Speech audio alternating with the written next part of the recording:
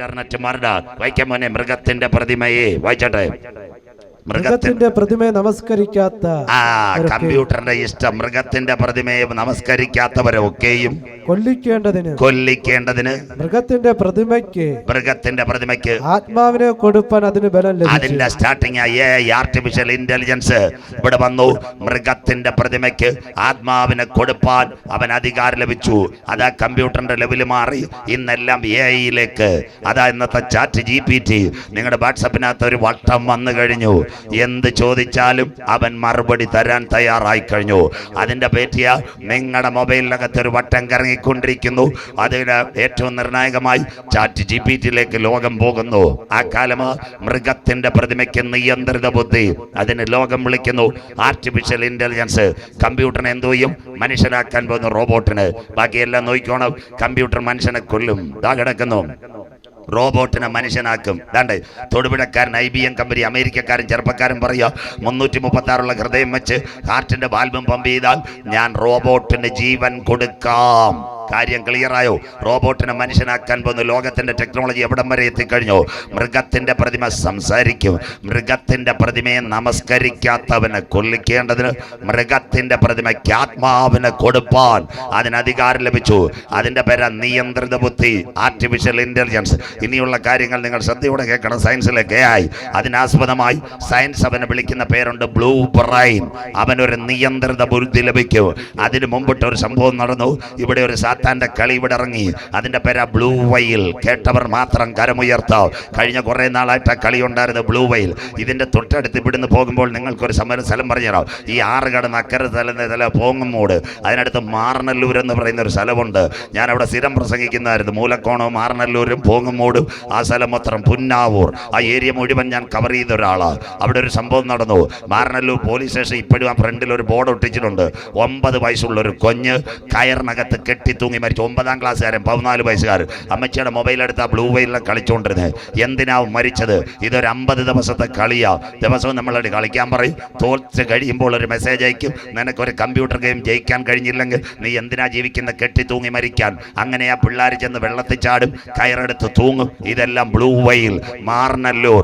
അവന് ഭാര്യയും കുഞ്ഞുങ്ങളും ഇല്ല. 9ാം ക്ലാസ്സുകാരന് കണ്ടല സർവീസ് ബാങ്കും പൊട്ടിയില്ല.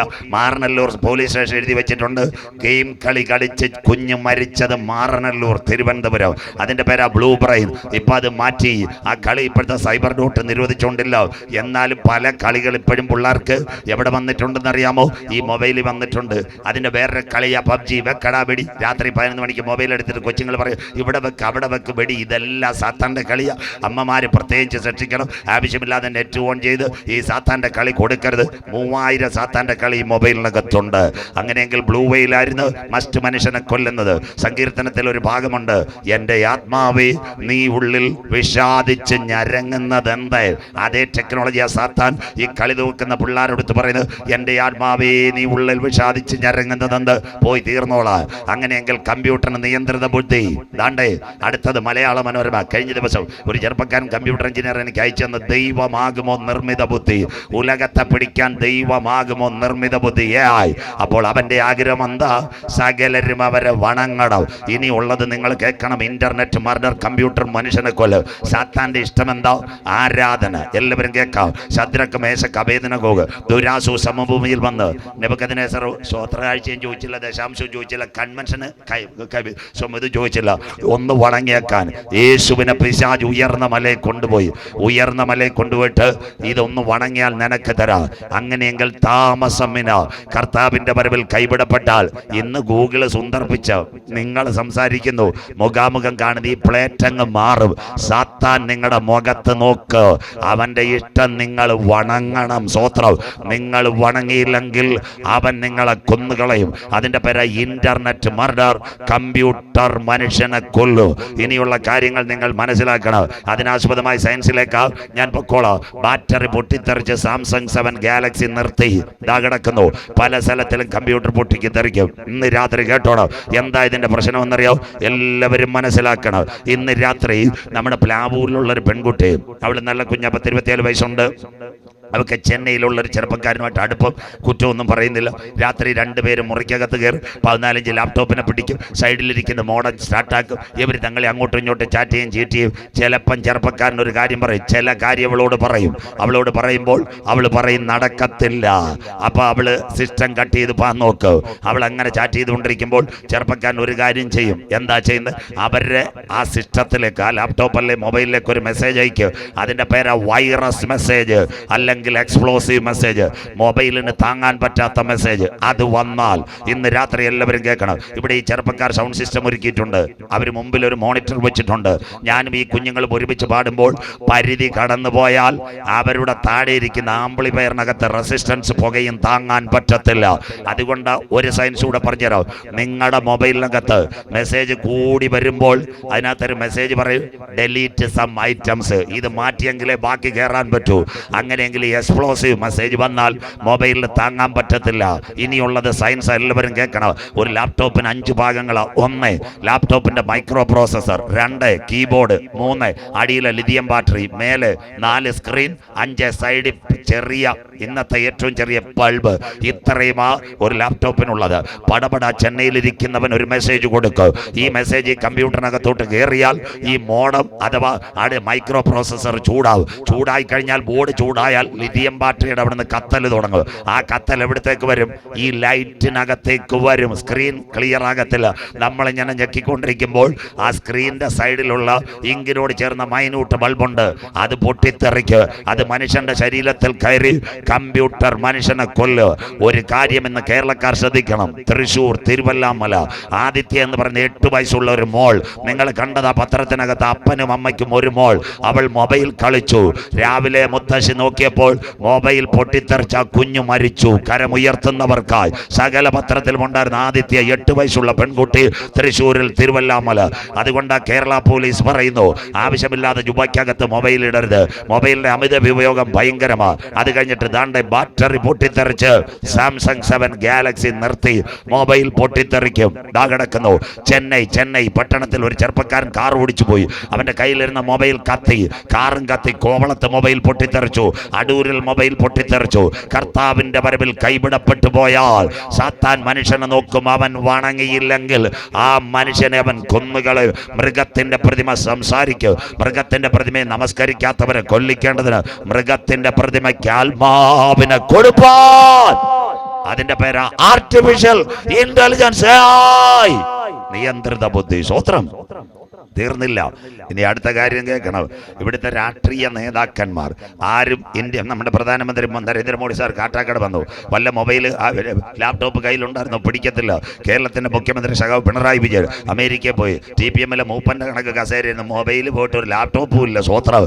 അത് കഴിഞ്ഞിട്ട് കാട്ടാക്കട DYSPയോട് ചോദിച്ചിട്ട് എൻ്റെ പേര് പറഞ്ഞാൽ മതി, അവരാരും പിടിക്കത്തില്ല. കാര്യം എന്താ? അവർക്കറിയാം. കാട്ടാക്കട DYSPയോട് ചോദിച്ചാൽ പുള്ളി പറയും, എനിക്ക് ഭാര്യയും 2 കൊച്ചുങ്ങളും കൊണ്ടുവന്നു. സ്വത്രം. കാട്ടാക്കട സ്റ്റേഷനിൽ വെച്ച് നിർത്തി ഞെക്കും, അല്ലെ ഗൺമാൻ കൊടുക്കും. അവരാരും ലാപ്ടോപ്പ് കയ്യിൽ വെക്കത്തില്ല. ഇന്ത്യൻ പ്രധാനമന്ത്രി, എല്ലാവരും കേൾക്കണം, അദ്ദേഹത്തെ നിയന്ത്രിക്കുന്ന ഇസ്രായേലിന്റെ ചാരസംഘടന മൊസാദ് ഇന്ത്യൻ പ്രധാനമന്ത്രിയെ കഴിഞ്ഞ 12 വർഷമായി ഇന്ത്യൻ ഭരണകൂടത്തിന്റെ സെക്യൂരിറ്റി മുഴുവൻ, ഇന്ത്യയുടെ റോയ് IB ഉണ്ടെങ്കിലും 3ാമത്തെ ഒരു കണ്ണ ഇസ്രായേലിന്റെ മൊസാദ് ഇന്ത്യൻ പ്രധാനമന്ത്രിയെ മുഴുവൻ നിയന്ത്രിക്കുന്നത്. അതുകൊണ്ടാണ് ഇന്ന് ഇസ്രായേൽ ഹമാസ് യുദ്ധം നടക്കുമ്പോൾ ചെന്നൈയിലെ പെരുമ്പൂരിൽ നിന്ന് കപ്പലിനകത്ത് ഇസ്രായേലിലേക്ക് ആയുധം മോഡി സാർ കൊടുക്കുന്നത്. അതുകൊണ്ടാണ് കഴിഞ്ഞ ദിവസം പത്രത്തിൽ വാർത്ത, മോഡി സാറിന്റെ കൂടെ ഇരിക്കുന്നവർ പറഞ്ഞ് ആളെ കൊല്ലുന്നത് ആയുധം കൊടുക്കരുത്. ഇതൊന്നും രാഷ്ട്രീയക്കാർ അറിയുന്നില്ല. ഇവരെല്ലാം ഒരു അജണ്ടയിൽ പോകുന്നവരാ. ഇസ്രായേലിന്റെ മൊസാദ് മോഡി സാറിനോട് പറഞ്ഞു, സാറിന് ഭീഷണിയുണ്ട്, ഒരു കാരണവശാലും ലാപ്ടോപ്പ് പിടിക്കരുത്. അദ്ദേഹം പിടിക്കത്തില്ല. അത് കഴിഞ്ഞ് 2018 ബ്രിട്ടന്റെ രഹസ്യാന്വേഷണ സംഘടനയുടെ പേരാ യൂറോപോൾ, നമ്മുടെ ഇന്റർപോൾ എന്ന് പറയുന്ന പോലെ യൂറോപോൾ. അന്ന് ഡേവിഡ് കാമറൂൺ, ബ്രിട്ടന്റെ പ്രധാനമന്ത്രി, ഓൺലൈനിൽ നാട്ടുകാർ കേൾക്കട്ടെ, ഇതൊക്കെ അന്ത്യകാലം കേൾക്കണം. ഡേവിഡ് കാമറൂൺ ഇന്ത്യയിലെ പ്രധാനമന്ത്രി മോഡി സാറിനോട് പറഞ്ഞു, സാറേ യാതൊരു കാരണവശാലും ലാപ്ടോപ്പ് ഉപയോഗിക്കരുത്. അതുകൊണ്ട് ഇന്ത്യൻ പ്രധാനമന്ത്രി ഭായിയോ ബഹനോ സബ് ലോഗ് മേരെ നാം വന്ദൻ കർത്തായ, ഒരു ലാപ്ടോപ്പ് പോയിട്ട് ഒരു വയർ പോലും കയ്യിലില്ല. സ്വത്രം. ഒറ്റയിടത്തും പിടിക്കത്തില്ല.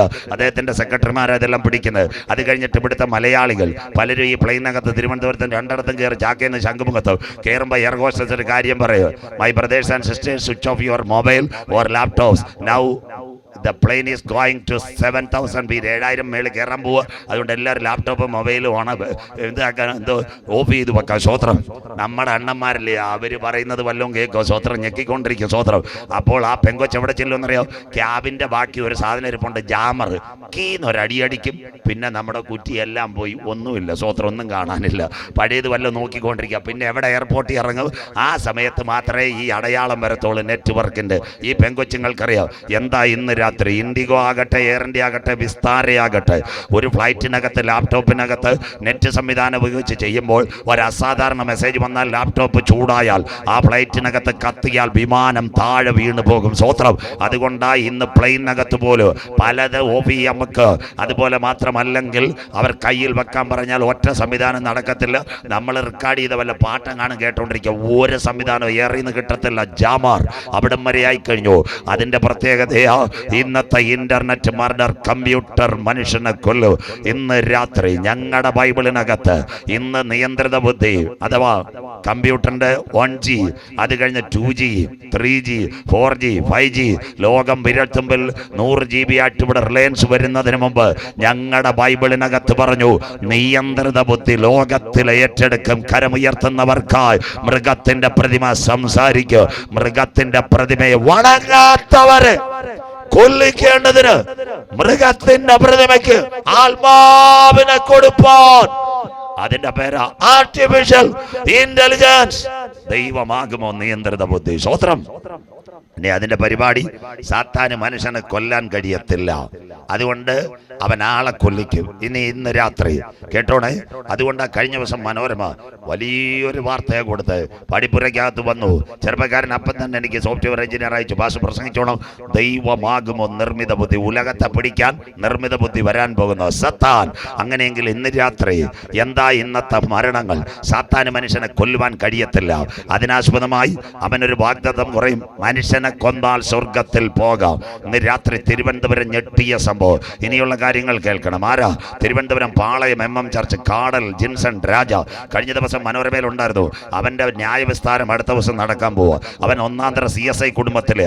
അവന്റെ അപ്പൻ പ്രൊഫസർ, അമ്മ ഡോക്ടർ, അവന്റെ പെങ്ങൾ കരോലിൻ. ഈ മക്കളിരുന്നത് പോലെ ആ പെൺകുട്ടി എൻ്റെ മുമ്പിൽ നിന്ന് പ്രസംഗം കേട്ട MBBS കാരി, വീട്ടിലെ വേലക്കാരി, നന്ദൻകോട് കവടിയാർ റോഡ്. അപ്പുറവും 2 സുവിശേഷകർ, 1 സുരേഷ് ബാബു, 2 D അജിത് കുമാർ. ഇവരുടെ വീട്ടിന്റെ നടുവിലാ ഇവൻ താമസിച്ചു കൊണ്ടിരുന്നത്. പച്ചയ്ക്ക് ഞാൻ പറഞ്ഞത് ഇതെല്ലാം ഞാൻ കണ്ടതാ. സ്വോത്രം. അതിന്റെ നടുവിൽ ഇവൻ താമസിച്ചുകൊണ്ടിരുന്നത്. ഈ ചെറുപ്പക്കാരനെ പഠിക്കാൻ ഓസ്ട്രേലിയ വിട്ടു. അവിടുന്ന് അവൻ വഴിതെറ്റി റഷ്യയിൽ വന്നു. സാത്താനെ ആരാധിക്കുന്നവരുടെ കൂട്ടത്തിൽ അവൻ വീണുപോയി. ആ ചെറുപ്പക്കാരൻ പഠനം മതിയാക്കി നാട്ടിൽ വന്നു. വീട്ടിൽ നിന്ന് അധികം പുറത്തിറങ്ങത്തില്ല. എവിടെയൊക്കെയോ പോവും ബുള്ളറ്റിനകത്ത്. ഒരു സുപ്രഭാതത്തിൽ അവനൊരു കാര്യം ചെയ്തു. അപ്പൻ, അമ്മ, പെങ്ങൾ, ബന്ധു 4 പേരെ കൈയോടെ പിടിച്ച് തൂണോടെ കെട്ടി കയ്യിലിരുന്ന മാരകായുധം വെച്ച് ഒറ്റ രാത്രി കൊണ്ട് കൊന്നുകളഞ്ഞു. പിറ്റേന്ന് രാത്രി പേരൂർക്കട പെട്രോൾ പമ്പിൽ പോയി പെട്രോൾ മേടിച്ചുകൊണ്ടൊന്ന് കത്തിച്ച് കളഞ്ഞു. തിരുവനന്തപുരം ഞെട്ടിയ വാർത്ത. കരമുയർത്തുന്നവർക്കായി ഒരു വീട്ടിലെ 4 പേരെ കൊന്നു. കാടൽ ജിൻസൺ രാജ. അടുത്ത ദിവസം പേപ്പറിനകത്ത് വരും. നാട്ടുകാർ ആരാണ്ടൊക്കെ പറഞ്ഞ് അവന് മാനസികരോഗം, അവനൊരു മണ്ണാങ്കട്ടയില്ല. സ്വോത്രം. അവൻ സാത്താനെ ആരാധിക്കാൻ പോയവർ. അവൻ ഇന്ന് പൂജപ്പുര ജയിലിനകത്ത് നിന്ന് പേപ്പർ വായിക്കുന്നു. സ്വോത്രം. അങ്ങനെയെങ്കിൽ ഇന്ന് രാത്രി അവന്റെ പിൻപിൽ ഒരു കരമുണ്ട്. വായിക്കുമ്പോൾ മനസ്സിലാകും. രണ്ടാമത്തെ സംഭവം, 100% സാക്ഷരത തിരുവനന്തപുരം, 100% എംപ്ലോയീസ് തിരുവനന്തപുരം. വട്ടിയൂർക്കാവ് ലാറ്റക്സിൽ ജോലി ചെയ്യുന്ന ഒരു അച്ഛൻ. അച്ഛൻ്റെ ഏക മകൾ ആര്യ. ആരായിരുന്നു അവൾ? അവൾ തിരുവനന്തപുരത്ത് ശ്രീകാര്യത്തിനടുത്ത് കരിയത്തിന് വരുന്ന വഴിയിൽ ലയോള ചെമ്പക സ്കൂളിലെ അധ്യാപികയായിരുന്നു. ആരായിരുന്നു? ദേവി. ആര്യ. ആര്യയുടെ കൂട്ടുകാരി ഒരുത്തി ഉണ്ടായിരുന്നു, ദേവി. ഇവൾ ഫ്രഞ്ച് പഠിപ്പിച്ചുകൊണ്ടിരുന്നത്. എല്ലാവരും കേൾക്കണം, പോലീസുകാർ അവിടെ നിൽക്കട്ടെ, ഇതെല്ലാം ഞങ്ങൾ പറയാം. ഇവർ 3 പേരും. പാമ്പാടിക്കാരൻ നവീൻ ആയുർവേദ ഡോക്ടറായിരുന്നു. ഒരു ഓർത്തഡോക്സ് കുടുംബത്തിൽ പറഞ്ഞ ആയുർവേദ ഡോക്ടർ. അവൻ എവിടെ വന്നു? തിരുവനന്തപുരത്ത് വന്നു പഠിക്കുവാൻ. അവന്റെ കൂട്ടത്തിൽ ചങ്ങാത്തം കൂടിയതാ വട്ടിയൂർക്കാവുകാരി ദേവി. അവർ ഒരുമിച്ച് പഠിക്കുമ്പോൾ വിവാഹിതരായി. 2 പേരും ആയുർവേദ ഡോക്ടർമാർ. ഏറെക്കാലത്ത് ഈ ദേവി എന്ന് പറയുന്ന പെൺകുട്ടി ലയോള ചെമ്പക സ്കൂളിനകത്ത് എന്താ ചെയ്തെന്ന്? റിലീക്കോ ചെമ്പക. അതിനകത്ത് ചെയ്തെന്തെന്നറിയോ? അവൾ ഫ്രഞ്ച് പഠിപ്പിക്കാൻ പോയി. ആര്യ മറ്റൊരു വിഷയം പഠിപ്പിച്ചുകൊണ്ടിരുന്നപ്പോൾ ഈ പെൺകൊച്ചിനെ കസ്റ്റഡിയിലാക്കിയിട്ട് പറഞ്ഞു പുനർജന്മം കിട്ടും. ആ ഒരു പ്രശ്നത്തിനകത്ത് ആര്യ എന്ന് പറയുന്ന പെൺകുട്ടി ഈ ലോകത്തിൽ നിന്ന് മാറിയത് പറഞ്ഞു തരാം. ആരോടും അധികം സംസാരമില്ല, എപ്പോഴും ലാപ്ടോപ്പ്. അതിനുശേഷം വളരെ ഒതുങ്ങി നിന്ന് ജീവിച്ച ഈ പെൺകുട്ടി ദേവി പറഞ്ഞൊരു കാര്യമുണ്ട്, നമ്മൾ ഇവിടെ മരിച്ചാൽ നമുക്ക് പുനർജന്മം തരണമെങ്കിൽ സാത്താനെ ആരാധിച്ചാൽ പുനർജന്മം കിട്ടും. 2-3 വിദ്യാഭ്യാസമുള്ളവർ, 2 ആയുർവേദ ഡോക്ടർ ആര്യയുടെ വിവാഹം ഉറച്ചു. നല്ലൊരു ചെറുപ്പക്കാരനുമായിട്ട് മോതിരം കൈമാറ്റം ചെയ്തു. അതെല്ലാം നവീനും കണ്ടു, ദേവിയും കണ്ടു. ഒരു സൂത്രത്തിൽ ആര്യയെ നാഗാലാൻഡിൽ കൊണ്ടുപോയി 6 ദിവസം അവിടെ ചുറ്റി നടന്നു. 7-ാം ദിവസം 4-മതൊരു വ്യക്തിയുണ്ട്, അദ്ദേഹത്തെ പോലീസ് ഇതുവരെയും പൊക്കിയിട്ടില്ല. അവരുമായിട്ട് സംസാരിച്ചു തുടങ്ങി. 4-ാം ദിവസം സംസാരിച്ചു തുടങ്ങിയപ്പോൾ പറഞ്ഞു, ഇനി നിങ്ങൾ ഇവിടുന്ന് നാട്ടിൽ പോകണ്ട, ഇവിടെ വെച്ച് മരിച്ചാൽ ഈസ്റ്റർ വരുന്നു, ഈസ്റ്റർ ദിനത്തിൽ നിങ്ങൾ ഇവിടെ മരിച്ചാൽ യേശു ക്രിസ്തു ഉയർത്തെഴുന്നേറ്റതുപോലെ 3 ദിവസം കഴിയുമ്പോൾ നിങ്ങൾ മറ്റൊരു നാട്ടിൽ ഉയർത്തെഴുന്നേൽക്ക്. ഇതെല്ലാം ലാപ്ടോപ്പിൽ കൂടെ സംസാരിച്ചതാ. എന്താ സംഭവിച്ചതെന്നറിയാമോ? 6 ദിവസം കഴിഞ്ഞു. 10-ാം ദിവസം തീരുമാനമെടുത്ത് 3 പേരും നാഗാലാൻഡിൽ റിസോർട്ടിനകത്ത് മരിക്കുക. ഈ പെങ്കൊച്ചിന്റെ മന്ത്രകൂടിയല്ല, ലാറ്റക്സിൽ അച്ഛനും അമ്മയും എവിടെ കാത്തുവച്ചിരിക്കുന്നു? വട്ടിയൂർക്കാവിൽ കാത്തുവച്ചിരിക്കുന്നു. നാട്ടുകാർ മൊത്തമായിട്ട് കേൾക്കട്ടെ. ഈസ്റ്റർ ദിനത്തിനകത്ത് സംഭവിച്ചത് 1, ആദ്യം ആര്യയെ കൊന്നു, ശരീരം മുഴുവൻ മരച്ചു, കാലിനകത്ത് 666 എഴുതി വെച്ചു. സാത്താൻ ഇഷ്ടപ്പെട്ട നമ്പർ 2, ഇവൻ തന്നെ ദേവിയെ കൊന്നു, സ്വന്തം ഭാര്യ അവിടെ വെച്ച് കൊന്നു. ഈ ഇതിനകത്ത് ടാക്ക് ചെയ്തൊരു പാർട്ടി ഉണ്ട്, ഇവിടെ വെച്ച് മരിക്കണം. അങ്ങനെയെങ്കിൽ 666 അവിടെ കാലും. അവസാനം ഈ ചെറുപ്പക്കാരൻ, പാമ്പാടിക്കാരൻ നവീൻ, അവന്റെ ശരീരം തന്നെ മുറിച്ചു. എന്നിട്ട് എന്ത് ചെയ്തെന്നറിയോ? ഇവർക്ക് 3 പേർക്കും രക്തം കട്ട പിടിക്കാനുള്ള മരുന്ന് പുറത്തൊടുക്കാൻ ആരും അറിയാതിരിക്കാൻ മെഡിക്കലായതുകൊണ്ട് അവർ ചെയ്തു. എന്നിട്ട് അവൻ കഴുത്തിനകത്ത് കയറിട്ട് കെട്ടി തൂങ്ങി മരിച്ചു. 3 ദിവസം കഴിഞ്ഞപ്പോൾ മണമിറങ്ങി. എന്നിട്ട് എന്താ? നാഗാലാൻഡിൽ നിന്ന് അത് അരുണാചൽ പ്രദേശിൽ നിന്ന് അവരെവിടത്തേക്ക് കൊണ്ടുവന്നെന്നറിയാമോ? ഈ കേരളത്തിലേക്ക് കൊണ്ടുവന്ന പോസ്റ്റ്മോർട്ടം ബോഡി അതെവിടെ കൊണ്ടുവന്നെന്നറിയാവോ? തിരുവനന്തപുരത്ത് വന്നപ്പോൾ അതിൻ്റെ ഇൻക്വസ്റ്റ് തയ്യാറാക്കിയവർ ഞെട്ടിപ്പോയി. സാത്താനെ ആരാധിക്കുന്നവരുടെ ശരീരത്തിനകത്ത് കണ്ട പാടുകളും നമ്പരും. ഇന്ന് രാത്രി തിരുവനന്തപുരമേ പ്രാർത്ഥിക്കുക. അധർമ്മത്തിന്റെ മർമ്മം ഇപ്പോഴേ വ്യാപരിക്കുന്നു. തടുക്കുന്നവൻ വഴിയിൽ നിന്ന് മാറിയാൽ അധർമ്മമൂർത്തി വെളിപ്പെടാറായി. ആര്യ, ദേവി, അത് കഴിഞ്ഞിട്ട് പാമ്പാടിക്കാരൻ നവീൻ. തിരുവനന്തപുരത്തുകാരൻ ഞെട്ടണ്ട, എല്ലാ ദിവസവും രാത്രി ഞാൻ സഞ്ചരിക്കുന്ന ഇതുവഴിയാ. സ്വോത്രം ഇവിടെ ഉള്ള എല്ലാവർക്കും ഈ പട്ടണം, ഇവിടെ നിങ്ങൾ വിചാരിക്കും എനിക്ക് ഈ കാനക്കോടും കീഴാറൂറും പെരുങ്കടവിളയും ഒറ്റശേഖരമംഗലവും മണ്ഡപത്തിൻ കടവ് എന്നെ അറിയാത്ത ഇവിടെ ആരുമില്ല, ഞാൻ അറിയാത്തവരുമില്ല. സ്വോത്രം. അപ്പോൾ അത്രയും ക്ലിയർ ആയിട്ട് എനിക്കറിയാവുന്ന തിരുവനന്തപുരം വട്ടിയൂർക്കാവും നെട്ടയും മലമുകളും എത്ര രാത്രികളും ഞാൻ പ്രസംഗിച്ച. ഇവരുടെ വീട്ടിൻ്റെ തൊട്ടടുത്ത് ഈ ദിവസങ്ങൾ പ്രസംഗിച്ചവരുടെ ബന്ധുക്കളും കേട്ട്. അപ്പോഴവർക്ക് കാര്യം പിടികിട്ടി.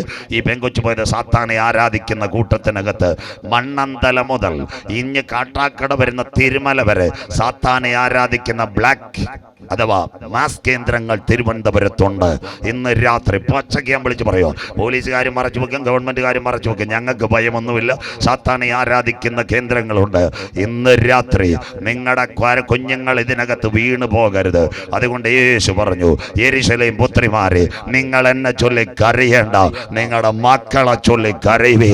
വിവാഹത്തിന്റെ നിശ്ചയം ചെയ്തു വെച്ച പെൺകുട്ടിയെ ട്രാപ്പിനകത്താക്കി ആര്യയെ കൊണ്ടുപോയി അരുണാചൽ പ്രദേശിലെ റിസോർട്ടിനകത്ത് പച്ചയ്ക്ക് വരച്ചു കൊന്നെങ്കിൽ ഇതിന്റെ ബാക്കി ഇവിടെ ആരംഭിക്കാൻ പോവുക. ഞങ്ങളുടെ നാഥന്റെ വരവ് ഈ തലമുറയിൽ നടക്കാൻ പോവുകയാണ്. അതുകൊണ്ട് പൗലോസ് റോമാലേഖനം എഴുതി ഇങ്ങനെ പറഞ്ഞു. എന്താ പറഞ്ഞെന്നറിയാം? നാം പ്രതീക്ഷിച്ച സമയത്തേക്കാൾ രക്ഷ ഇപ്പോൾ അടുക്ക വാതിൽക്കലായി പോയി. ഈ സാത്താന്റെ പിടിയിൽ നിങ്ങളുടെ കുഞ്ഞുങ്ങൾ വീഴാതിരിക്കണമെങ്കിൽ നിങ്ങളുടെ കുഞ്ഞുങ്ങളുടെ അകത്ത് മറ്റൊരു ശക്തി വരണം. ആ ശക്തിയുടെ പേര് പരിശുദ്ധാത്മാവിന്റെ ശക്തി, കരമുയർത്തുന്നവർക്കായി. അതുകൊണ്ടാണ് ഞങ്ങൾ പറയുന്നത്, ഞങ്ങളുടെ കുഞ്ഞുങ്ങൾ അഭിഷേകത്തിന്റെ കൃപ പ്രാപിക്കണം. ബൈബിളിനകത്തുണ്ടോ ഇങ്ങനെ മനുഷ്യനെ കൊല്ലുന്ന കാലം? എന്താ? കാടൽ ജിൻസൺ രാജ ഇവരെല്ലാം പോകാനുള്ള കാര്യം. വായിക്കാൻ മോനെ, മനുഷ്യനെ കൊന്നാൽ സ്വർഗത്തിൽ പോവോ? യോഹന്നാന്റെ സുവിശേഷം 16-ാം അധ്യായം 2-ാമത്തെ വാക്യം, യേശു പറഞ്ഞ വാക്യം, നിങ്ങളെ കൊല്ലുന്നവർ. വായിച്ചിട്ട് മോനെ, യോഹന്നാൻ 16:2 വായിക്കാം. അവർ നിങ്ങളെ പള്ളിഭ്രഷ്ടരാക്കും. ഇനി വരുന്നത് സാത്താന്റെ ഭരണം ഇവിടെ വരാൻ പോവുക. IS-ന്റെ തീവ്രവാദികൾ പള്ളിക്ക് ബോംബ് ഭീഷണി നടത്തുക. അതിന് പള്ളി പ്രശ്നമാക്കുക. അത് മാത്രമല്ല, മനുഷ്യനെ കൊല്ലും. വായിച്ചിട്ട് മോനെ, നിങ്ങളെ അത്രയുമല്ല നിങ്ങളെ കൊല്ലുന്നവർ എല്ലാം ദൈവത്തിന് വഴിപാട് കഴിക്കുന്നു. ഈ ദൈവത്തിന് മതിമക്കളെ, ഇതാ സംഭവം. മനുഷ്യനെ കൊന്നാൽ സ്വർഗത്തിൽ പോകാം. അതുകൊണ്ട് ആ കാടൽ ജിൻസൺ രാജ സ്വന്തം അമ്മയെയും പെങ്ങളെയും അഥവാ വീട്ടിലെ വേലക്കാരിയും കൊന്നു. അവനോട് സാത്താൻ പറഞ്ഞു, നിങ്ങൾ മനുഷ്യനെ കൊന്നാൽ സ്വർഗത്തിൽ പോകാം. അതുകൊണ്ട് സാത്താനെ ആരാധിക്കുന്ന പാമ്പാടിക്കാരൻ നവീൻ, വട്ടിയൂർക്കാവുകാരി ദേവി, വട്ടിയൂർക്കാവ് ആര്യ ടീച്ചർ, ഇവരോട് നാലാമതൊരു പുള്ളി ഇടപെട്ടിട്ട് പറഞ്ഞു, ജീസസ് മരിച്ചതുപോലെ നിങ്ങൾ ശരീരം മുറിച്ചിവിടെ മരിച്ചാൽ ജീസസ് ഉയർത്തെഴുന്നേറ്റുള്ള മറ്റൊരു ഗൃഹത്തിൽ നിങ്ങൾ ഉയർത്തെഴുന്നേൽക്ക്. അതുകൊണ്ട് ഇന്ന് രാത്രി നിങ്ങളെ കൊല്ലുന്നവർ ദൈവത്തിന് വഴിപാട് കഴിക്കുന്നു. അതിനാസ്പദമായി പത്മോസിൽ യോഹന്നാൻ മൃഗത്തിന്റെ പ്രതിമ സംസാരിക്കൂ. മൃഗത്തിന്റെ പ്രതിമയ്ക്ക് ആത്മാവിന് കൊടുപ്പ. ഇന്ന് രാത്രി മൃഗത്തിന്റെ പ്രതിമയുടെ ശബ്ദം കാനക്കോട് മുഴങ്ങുന്നതിന് മുമ്പ് മറ്റൊരു ശബ്ദം മധ്യാകാശത്തിൽ മുഴങ്ങും. അതിന്റെ പേരാ കാഹളനാദം. കരമുയർത്തുന്നവർക്കായി ഞാൻ ദൈവത്തെ വാഴ്ത്തുന്നു. ഇന്ന് രാത്രി മൃഗത്തിന്റെ പ്രതിമയ്ക്ക് ബ്ലൂ പ്രൈറ്റ് ആത്മാവിന് കിട്ടുന്നതിന് മുമ്പ് പരിശുദ്ധാത്മാവിനെ പ്രാപിച്ചവരെ ചേർക്കുക. എന്റെ കാന്തൻ മധ്യാകാശത്തിൽ വരാറായി. കാനക്കോട് കാലം സമീപം, ദൈവരാജ്യം സമീപിച്ചു. മാനസാന്തരപ്പെട്ട് സുവിശേഷത്തിലേക്ക് മടങ്ങുക. നാഥന്റെ വരവിന്റെ ചിലമ്പുലികൾ മധ്യാകാശത്തിൽ മുഴങ്ങുവാൻ കാലമായി. നിന്റെ ദൈവത്തെ എതിരേൽപ്പാൻ നീ ഒരുങ്ങിക്കൊള്ളുക. ഒരു വാക്ക് പറഞ്ഞ ഇടവേളയിലേക്ക് 6 വാക്യങ്ങൾ പടപട ഇന്ത്യ ബൈബിൾ സ്റ്റഡിയാ. ഇന്ന് രാത്രി ഇവിടെ ഞാൻ ഇന്ന് യാത്ര ചെയ്തപ്പോൾ ദൈവം എന്നോട് സംസാരിച്ചൊരു കാര്യം ഞാൻ അങ്ങ് ഓർത്തുപോയതാ. ഇങ്ങോട്ട് വരുന്ന വഴി സോദര അമ്മ ഏതോ ഒരു ഇന്ന് ഗാസയിൽ പോളിയോ കുഞ്ഞുങ്ങൾക്ക് ഇസ്രായേൽ താൽക്കാലികമായി വെടി നിർത്തിയ വാർത്ത ഞാൻ ഇന്റർനെറ്റിൽ വായിച്ചപ്പോൾ എനിക്ക് പോളിയോ പറ്റി ഓർമ്മ വന്നു. ഇവിടെ ഒരു സംഭവമുണ്ട്. പോളിയോ എന്താ? പോളിയോ ഇവിടെ ഫെബ്രുവരി മാസത്തിലാണ് കേന്ദ്ര ഗവൺമെന്റ്, ഇന്ത്യ ഗവൺമെന്റ് ഒരു സംഭവം പറയും. പോളിയോ 5 വയസ്സിൽ താഴെയുള്ള ഒരു കുഞ്ഞ് നമ്മുടെ വീട്ടിൽ മുടന്തി കിടക്കാൻ ഇവിടുത്തെ ഗവൺമെന്റ് അനുവദിക്കത്തില്ല. പിന്നെ പഠിക്കുന്ന കുഞ്ഞുങ്ങൾ. പോളിയോ കണ്ടുപിടിച്ചത് ആര്? നമ്മുടെ മുഖ്യമന്ത്രി, പ്രധാനമന്ത്രിയല്ല. പോളിയോ വാക്സിൻ കണ്ടുപിടിച്ചത് ഇസ്രായേലിലെ ശാസ്ത്രജ്ഞനാണ്. അവന്റെ പേരാ ജോൺ ലിറ്റിൽ വാക്സ്. എഴുതിക്കോ, PSC പരീക്ഷയ്ക്ക് വരും. പോളിയോ വാക്സിൻ കണ്ടുപിടിച്ച ജോൺ ലിറ്റിൽ വാക്സ്. അതുകൊണ്ട് വാക്സ് എന്ന് പേരൂടെ കൊടുത്ത ജോൺ ലിറ്റിൽ എന്നവന്റെ പേര്. അവനാണ് ആരാ പോളിയോ വാക്സിൻ കണ്ടുപിടിച്ച. പോളിയോയുടെ പ്രത്യേകത ഇവിടെ എല്ലാ അനൗൺസ്മെന്റാ. ആര്യങ്കോട് ഗ്രാമപഞ്ചായത്ത്, ഒറ്റശേഖരം, മംഗലം പഞ്ചായത്ത്, കാട്ടാക്കട ബ്ലോക്ക്, ഇത്രാന്തിയ കുഞ്ഞുങ്ങളെ കൊണ്ടുവരൂ, ഉച്ചയ്ക്ക് കൊണ്ടുവരൂ. 2 സിസ്റ്റർമാർ ഹല്ലേലൂയ പലയിടത്തും നോട്ടീസ് ഒട്ടിക്കും. പഞ്ചായത്തുകാരെ വേറെ പരസ്യം. അന്നാ നമ്മുടെ കാനക്കോട്ടെ സുമംഗലി ചേച്ചി കൊച്ചിന് പോളിയോ കൊടുക്കാതെ പാറശാല ഷീല കല്യാണ മണ്ഡലത്തിൽ ചപ്പാത്തി തിന്നാൻ പോകും. പിന്നെ കർത്താവിനെ കുറ്റം പറഞ്ഞിട്ട് കാര്യമില്ല. സ്വോത്രം, നീ കൊടുക്കേണ്ടത് നീ കൊടുക്കണം. അല്ല ഷീല കല്യാണ മണ്ഡലത്തിൽ ചിക്കൻ കാലി തിന്നാൻ പോയിട്ട് കർത്താവിനെ കുറ്റം പറയുന്നത്. സ്വോത്രം. അതുകൊണ്ട് ഇന്ന് രാത്രി പോളിയോയുടെ പ്രത്യേകത സ്വോത്രം, വരാനിരിക്കുന്ന ഒരു വ്യാധി വ്യാപിച്ച് നമ്മുടെ കുഞ്ഞ് വീട്ടിനകത്ത് കാല് മുടന്തി കിടക്കാൻ ഇന്ത്യ ഗവൺമെന്റ് അനുവദിക്കത്തില്ല. അങ്ങനെയെങ്കിൽ ഇന്ന് രാത്രി കാനക്കോട് മനുഷ്യകുലത്തിനൊരു പോളിയോ വന്നിട്ടുണ്ട്. അതിന്റെ പേരാ പാപം. പാപത്തിന്റെ സന്തതി, അതിന് പാപത്തിന്റെ ഓഹരി, മദ്യപാന, മയക്കുമരുന്ന്, ആത്മഹത്യ. ഇതിന് ഇന്ന് രാത്രി പോളിയോയ്ക്ക് ഒരു വാക്സിൻ ആര് തരും? കാനക്കോട് ഒരു സഹോദരൻ ചെന്ന് കാട്ടാക്കട ആശുപത്രി ചെന്നിട്ട് പറയാം, സാർ എനിക്ക് പാപമുണ്ട്, ആന്റിബയോട്ടിക് തരുമെന്ന്. അയാളെ പിടിച്ച് പുറത്താക്കുക. സ്വോത്രം. എന്നാ വിചാരിക്കും തിരുവനന്തപുരം ജനറൽ ആശുപത്രി ചെല്ലാം. അവിടെ ചെന്ന് ഡോക്ടറോട് പറയാം, എൻ്റെ ശരീരത്തിനും മനസ്സിലും പാവ, ഒരാഴ്ച ട്രീറ്റ്മെന്റ് നടത്തുക, ട്രിപ്പ് വരുമെന്ന്. അദ്ദേഹം അടുത്ത് പുറത്ത് കളയും. സ്വോത്രം. എന്നിട്ട് നേരെ പോകും തിരുവനന്തപുരം മെഡിക്കൽ കോളേജ്. അവിടെ ചെന്നിട്ട് പറയും, സാർ എൻ്റെ ശരീരത്തിൽ പാവമുണ്ട്, എങ്ങനെയെങ്കിലും അവനെ മുറിച്ച് കളയണം, സർജറി ചെയ്യാൻ പറ്റുമെന്ന്. പുള്ളിക്കാരൻ പറയും, തലയ്ക്ക് റെഡിയല്ല, ഇറങ്ങിക്കോളാം. സ്വോത്രം. അവസാനം ആരാണ്ട് പറഞ്ഞ് ക്യാൻസർ സെന്ററിൽ പോയി ചിലപ്പോൾ പാവത്തെ അടിക്കാൻ റേഡിയേഷൻ കിട്ടും, അതുകൊണ്ട് അങ്ങോട്ട് പോകാം. സ്വോത്രം. അവസാനം ക്യാൻസർ സെന്ററിൽ ചെന്നിട്ട് പറയും, സാറേ എൻ്റെ അകത്ത് പാവ റേഡിയോ തെറാപ്പി അടിക്കണമെന്ന്. അവിടുന്ന് അദ്ദേഹത്തെ പുറത്ത് കളയും. ഇന്ന് രാത്രി പാപത്തിന്റെ പരിഹാരത്തിന് വേണ്ടി ഞങ്ങൾ ഈ പട്ടണത്തിനകത്ത് ഒരു വാക്സിനെ പരിചയപ്പെടുത്തുന്നു. ആ വാക്സിന്റെ പേര് കുഞ്ഞാടിന്റെ വിലയേറിയ രക്തം. കരമുയർത്തുന്നവർക്ക് ഇന്ന് രാത്രി നിന്റെ പാപത്തിന്റെ പരിഹാരത്തെ മാറ്റുക. ഇന്ന് രാത്രി ഒരു രക്തത്തെ ഞങ്ങൾ പരിചയപ്പെടുത്തുന്നു. ആ വാക്സിൻ അത്ര കുഞ്ഞാടിന്റെ വിലയേറിയ രക്തം സകല പാപവും പോക്കി നമ്മെ ശുദ്ധീകരിക്കുന്നു. 2000 കൊല്ലങ്ങൾക്ക് മുമ്പ് കാൽവറിയുടെ കൊലക്കളത്തിൽ ഏലി ഏലി ലമ്മാ ശബത്താനി, എൻ്റെ ദൈവമേ നീ എന്നെ കൈവിട്ടതെന്ന് ഭാഷാൻ കൂറ്റന്മാർ എന്നെ വളഞ്ഞു. നായ്ക്കൾ എനിക്ക് ചുറ്റും പോലിയിട്ടു. എൻ്റെ അങ്കിക്കായി അവർ ചീട്ടിട്ടു. എനിക്ക് കുടിപ്പാൻ കയ്പ് കാടി തന്നു, കണ്ടിവെണ്ണയും തന്നു. എൻ്റെ മുഖരോമങ്ങളെല്ലാം അവർ പിച്ചു ചീന്തി എൻ്റെ മുഖത്ത് കാർക്കിച്ചു തുപ്പി. പിതാവേ, കഴിയുമെങ്കിൽ ഈ പാനപാത്രമെങ്കിൽ നിന്ന് നീക്കിക്കൊള്ളണമേ. സകലതും നിവർത്തിയായി. ആ സമയം ഒരു സൈന്യാധിപൻ കുന്തമെടുത്ത് പടയാളിയുടെ കയ്യിലേക്ക് കൊടുത്തു. എൻ്റെ നാഥന്റെ ചങ്കിനകത്ത് കുത്തി 5 ലിറ്റർ രക്തവും വെള്ളവും അടിയെങ്കിൽ ആ രക്തത്താൽ കടികൾ പ്രാപിച്ച ദൈവമക്കളെ ചേർക്കുവാൻ യേശു മടങ്ങി വരാറായി. നാളെ കൂടെ മാത്രമേ കാനക്കൂടെ യോഗമുള്ളൂ. അടുത്ത ദിവസം യോഗമുണ്ടെന്ന് ഞങ്ങൾക്കറിയത്തില്ല.